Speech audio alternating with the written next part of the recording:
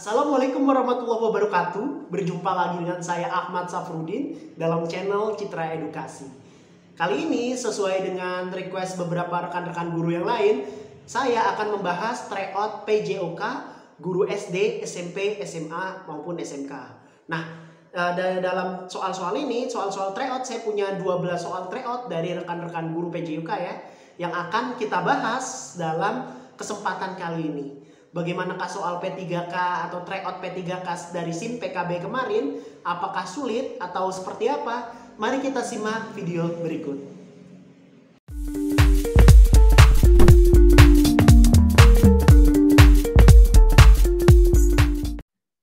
Oke, langsung saja kita bahas bocoran soal tryout P3K guru PJOK untuk SD, SMP, SMA, dan SMK. Kita cek di soal nomor 1.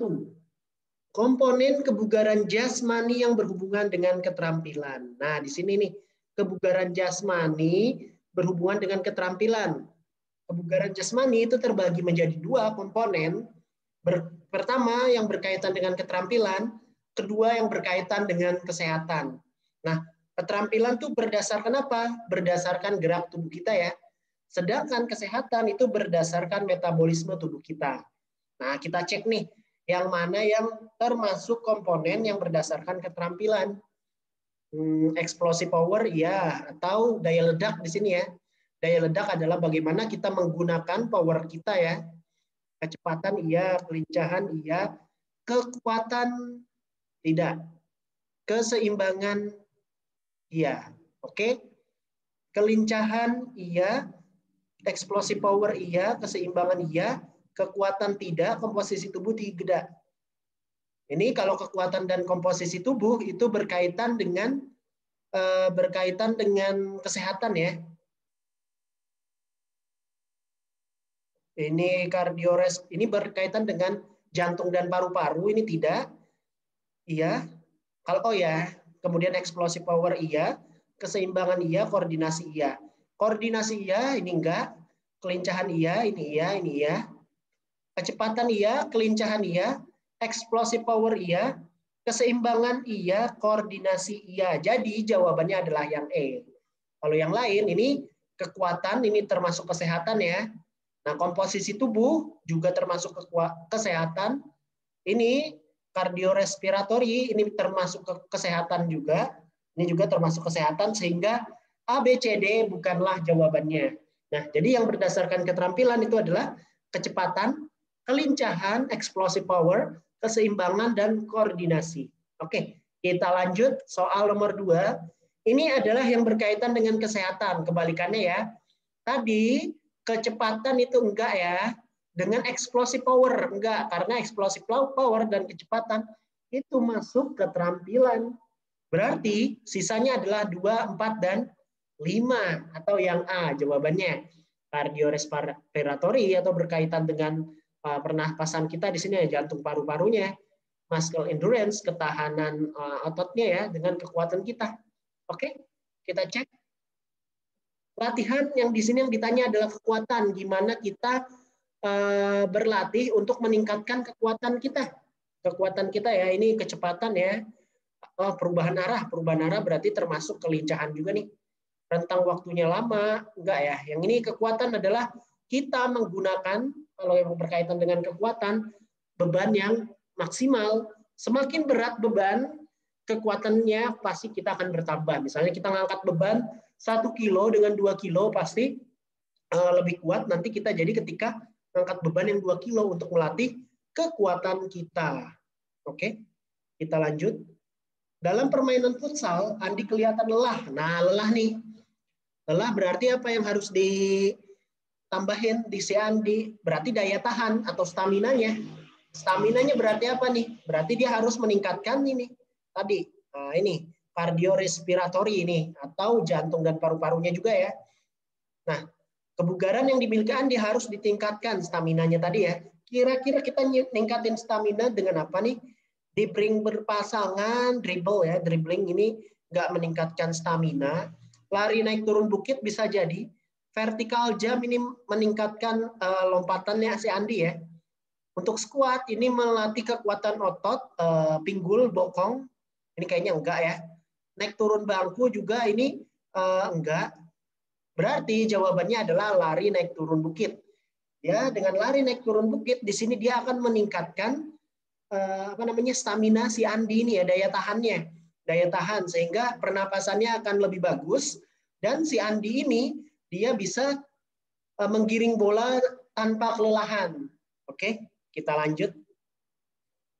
Komponen kebugaran jasmani dibedakan berdasarkan kelompok kesehatan dan keterampilan. Nah, tadi sudah ya. Yang berhubungan dengan keterampilan. Nah, keterampilan berarti jawabannya adalah yang D, keseimbangan. Oke, ini tadi sudah. Selanjutnya nih, ciri-ciri latihan daya tahan. Nah, berarti daya tahan nih, kita akan meningkatkan stamina kita nih, supaya stamina kita menjadi lebih kuat lagi. Berarti apa yang harus kita lakukan untuk meningkatkan daya tahan? Tentunya dalam meningkatkan daya tahan, kita perlu istirahat sebentar ya. Jadi ketika meningkatkan daya tahan, waktu istirahat kita nggak boleh lama. Nah, jadi 6, 5 ini salah, 1 juga salah. Kenapa? Untuk meningkatkan daya tahan, beban itu nggak perlu maksimal, kecuali kita ingin meningkatkan ingin meningkatkan strength ya, atau ingin meningkatkan kekuatan. Kayak main game kan ada strength, ada agility, ada stamina di sini ya. Stamina atau beberapa game itu ada namanya vitality. Ya, itu kita kalau misalnya mau meningkatkan kekuatan baru bebannya yang tinggi, berarti di sini 1, 5 udah pasti salah. Ini salah ya. Ini salah. Ini salah. Nah, sisa 2, 3. 2, 3 ini udah pasti benar. 2, 3 udah pasti benar ya berarti ya. Nah, berarti jawabannya karena 6 juga harus benar, bukan harus benar. Meningkatkan stamina, di sini istirahat kita nggak perlu lama-lama. Supaya apa? Supaya lebih terasa lagi nih stamina kita ya. Berarti yang E. Oke. Kita lanjut lagi. Pada pembelajaran permainan bola basket, Puspa mencoba menghadang Anika yang berlari. Ingin memasukkan bola ke keranjang. Anika mengoper bola ke rekannya agar bola dapat dibawa. Nah, di sini dia mengoper. Jadi yang ditanyakan kan yang ditunjukkan oleh Anika ya. Jadi Anika dia mengoper. Bukan si Puspa yang ditanya ya. Bukan si Puspa dalam menghadang Anika. Tapi yang ditanya adalah Anika dalam mengoper. Berarti apa tuh kalau ngoper? Jawabannya adalah yang C. Kerja sama. Oke, kita lanjut ya. Saat pembelajaran permainan sepak bola, tanpa sengaja menggiring bola, menjatuhkan Adi. Nah, Adi nih, Sapik menjatuhkan Adi. Adi jatuh oleh si Sapik. Kemudian Sapik berlari menghampiri Adi dan membantunya berdiri. Nah, ini membantu berdiri ya. Kalau teman-teman udah tahu semua nih, pasti jawabannya dia orang yang sportif. Nah, sportif ya. Jadi sportif, dibantunya berdiri si Adi. Walaupun dalam konteks di sini Adi dan Sapik mereka berdua di 2 tim yang berlawanan, berarti itu adalah sportivitas. Oke. Nomor 9. Pernyataan berikut yang bukan merupakan persyaratan higienis makanan. Nah, yang ditanya adalah kehigienisan makanan. Berarti kalau makanan higienis itu pasti harus bebas dari beracun ya, zat beracun. Memenuhi standar kesehatan, harus bebas penyakit, bebas kuman, karena yang ditanya adalah higienisnya, kebersihannya ya, dari si makanan itu sendiri. Berarti ini memang bagus, cuman dalam konteks soal di sini adalah higienis, itu nggak ada hubungan dengan tinggi kandungan vitamin, atau jawabannya di sini adalah yang C. Oke. Tadi C ya, ya C. Soal nomor 10. Fisiologi adalah ilmu yang mempelajari fungsi atau cara kerja organ. Oke ya, yang ditanya apa nih? Formula untuk menghitung denyut nadi maksimum. Nah, jadi denyut nadi maksimum kita itu dihitung dengan gimana tuh? Dengan jawaban yang A. 220 dikurang umur. Jadi kalau umur kita 30 tahun, denyut nadi maksimum setelah melakukan aktivitas itu adalah 220 dikurang 30 atau 190 denyut nadi ya per menit. Nah, jadi kalau misalnya denyut nadi setelah melakukan aktivitas itu standarnya 50 sampai 85%. Kalau di atas 85% berarti itu kita ada yang salah nih di tubuh kita nih, harus diperbaiki. Oke. Jadi cara menghitung denyut nadi maksimum itu adalah 220 dikurang umur ya. Jadi itu kalau melakukan aktivitas. Kalau nggak melakukan aktivitas, standarnya ya cuman 60 sampai 100 denyut per menit ya. Tapi kalau misalnya pemain-pemain profesional, atlet-atlet, mereka bisa kalau istirahat itu 40 sampai 60 denyut nadi aja per menit. Oke. Kita lanjut. Berikut jenis gerak low impact. Nah, ini low impact-nya apa nih?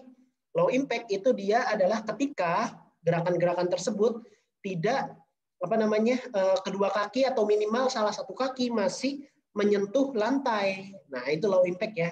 Gerak low impact. Terus nggak cuma gerak low impact yang ditanya, adalah di sini aktivitas gerak berirama. Berarti dia mau senam berirama nih di sini nih. Selain low impact, kita harus lihat juga di sini di soal itu adalah aktivitas gerak berirama. Berarti kita lihat peregangan statis, penguluran dan gerakan di tempat ini low impact. Low impact ini saya lihat dari sisi low impact. Jalan di tempat, peregangan, lompat-lompat ya, lompat-loncat, ini bukan low impact ya. Jadi kedua kakinya kan nggak menyentuh lantai nih. Berarti dia aktivitasnya tinggi nih, high impact ya. Kalau low impact kan memang agak dikit kemungkinan cedera. Kalau high impact itu bisa kemungkinan cedera yang lumayan tinggi. Single step, double step, ini kan gerak satu langkah, dua langkah, atau gerak segitiga di sini ya. Ini bisa low impact.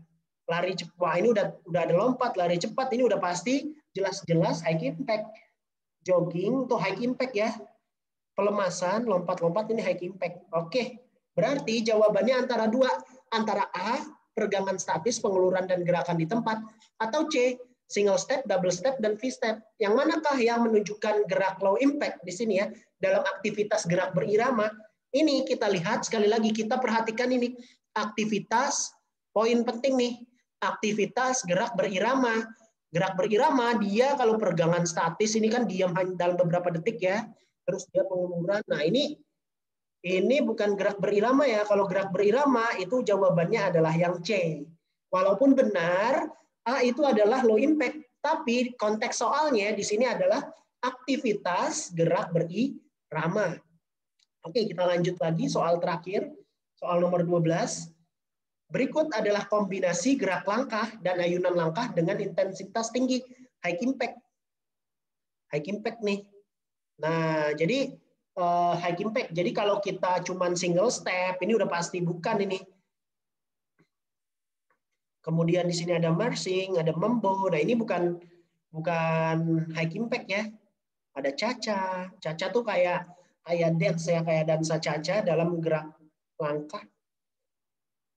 Nah, berarti jawabannya adalah E, jogging itu high impact, jumping pack. Jumping pack ini kalau bahasa Indonesia apa ya? Lompat kangkang, ya, lompat kangkang ya. Yang lompat yang kayak kodok gitu ya, bukan kayak kodok, kayak apa ya? Yang lompat dilebarin kaki-kaki tangannya itu.